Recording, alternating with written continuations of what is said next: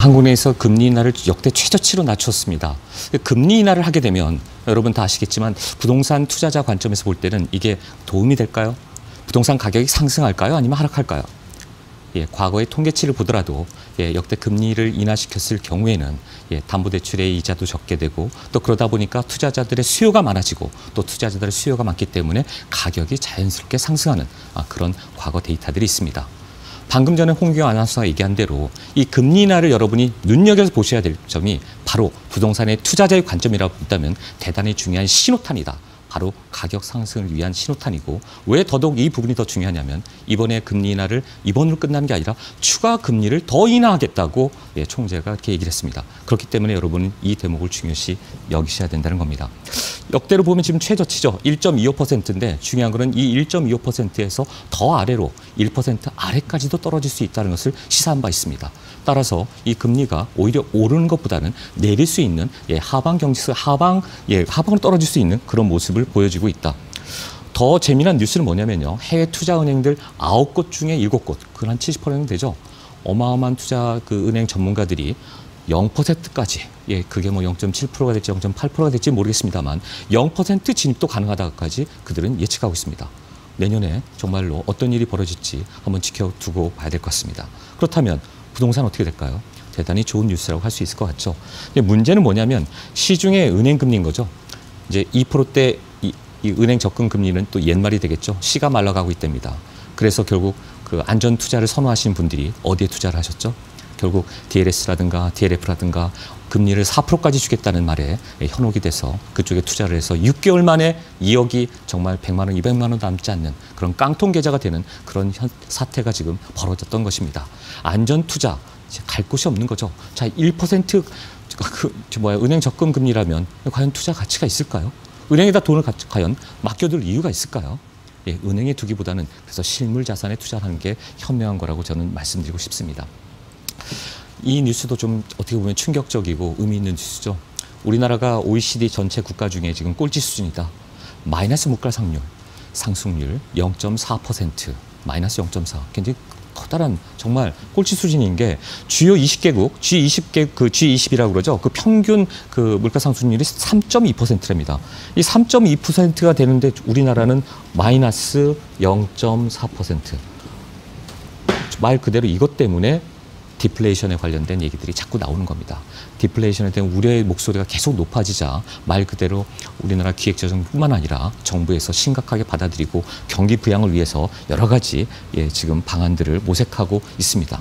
그러자 대통령도 특별히 지시를 했죠. 건설 투자 확대를 해라.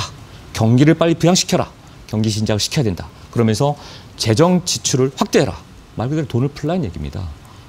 그래서 나라가 지금 돈이 안 들어가고 그 많은 유동성 자금들이 묶여 있다 보니까 돈이 돌아가서 선순환 경제로 순환이 되면서 이렇게 경기가 좋아져야 되는데 뭔가 묶인 것 같다. 그걸 빨리 풀어라고 지시를 했습니다. 참 아이러니하죠. 건설 투자를 확대하라. 지금 서울 도심의 재건축, 재개발 다 묶어놓고 어디다가 도대체 건설을 투자하라는 건가요? 지방에 투자한다고 결국 이게 경기가 살아날까요? 서울, 경기, 도심, 수도권의 일부에 있는 그 많은 투자할 곳이 있는데도 불구하고 꽁꽁 묶어놓고 엉뚱한 것에 투자하는 것은 다소 좀 다시 한번 생각해 봐야 될 그럴 부분이라고 저는 짚고 넘어가고 싶습니다. 자, 경기를 부양시키라 해서 지금 돈을 풀고 있습니다. 2018년도에 13조 이미 풀었고요.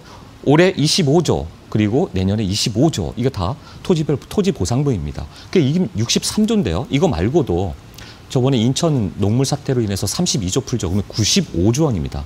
자, 몇 년 사이에 95조 원의 돈이 풀리고 과거에 수백억대, 수백조 원대의 돈이 풀려 있기 때문에 시중에 지금 설에 의하면 1200조 원대가 넘는 어마어마한 유동성 자금이 지금 넘쳐나고 있다는 거죠.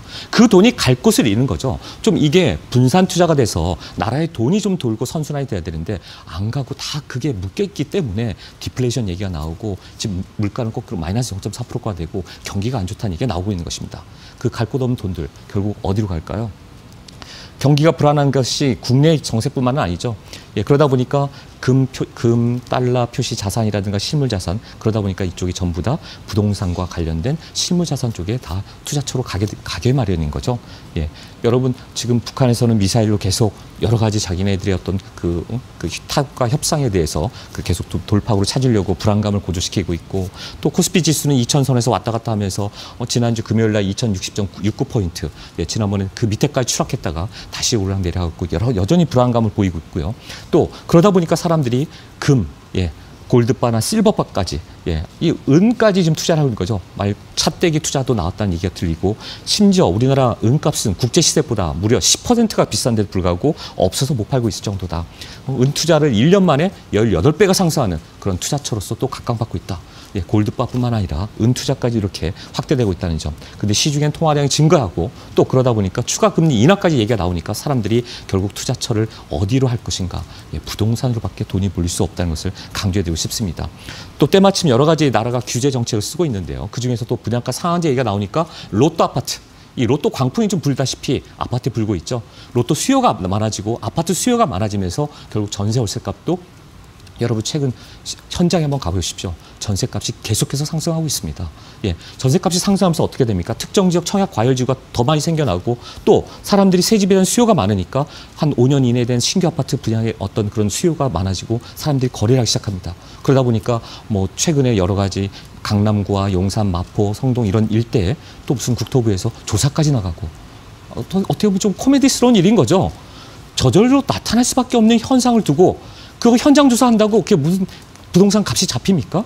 공급을 늘려줘야 되는데요. 수요와 공급 법칙은 놔두고 주택 심리 지수를 갖다 수요자를 꾹꾹 묶어놓고 발로 꾹꾹 밟으려고 하는데 이게 부동산에 잡히겠냐고요. 잡히지 않는 거죠.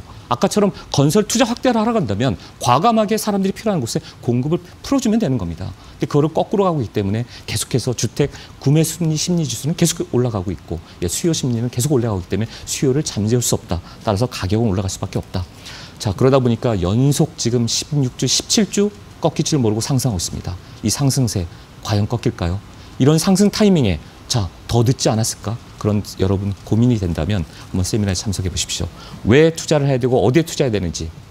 정부가 아무리 통제와 규제를 해서 한다 하더라도 자유시장 경제에서는 수요와 공급 법칙을 따라야 된다. 불확실성을 확대시키고 변동성만 커지게 해봤자 투자자들의 심리를 잠재울 수 없다는 것을 좀 기억해 줬으면 좋겠습니다. 마지막으로 제가 말씀드리고 싶은 것은, 이런 투자 타이밍이라고 한다면 서울 도심에 과연 지금이 타이밍이다 그런다면 어디에 투자를 해야 될 것인가? 그곳이 어디가 과연 성공 투자처인가? 예, 곳곳의 지역마다 제가 하나씩 상세히 분석해드리고, 여러분의 고민이 있다면 1:1로 무료 상담을 해드리겠습니다. 세미나 때 참석하시면 곳곳의 지역에 대해서 최근에 떠오르는 지역들, 또 어디가 가장 안전한 투자처이면서 또 어디가 성공 투자처인지 제가 확실하게 설명해 드리도록 하겠습니다. 마지막으로 제가 죄송합니다. 네, 인도의 펩시콜라 회장이 한 얘기가 있어서 여러분한테 좀 말씀드리려고요. 이분이 이런 좋은 얘기를 했더라고요. 2배로 생각해라. 그리고 2배로 노력하라. 그것이 가진 것 없는 보통 사람이 성공하는 비결이다. 맞습니다. 부동산 투자도 여러분 발로 뛰시고 현장에 돌아다니시고 여러분의 보시는 안목을 키워야 됩니다. 공부도 더 열심히 하시고, 예, 틈이 나누면 세미나 때 참석하셔서 여러분의 생각과 판단력과 분석력을 높이셔야 됩니다. 그렇게 여러분이 성공 투자하는 그 곁에 제가 있도록 하겠습니다. 조언이 필요하고 도움이 필요하시다면 저를 찾아주십시오. 감사합니다. 이상입니다. 네.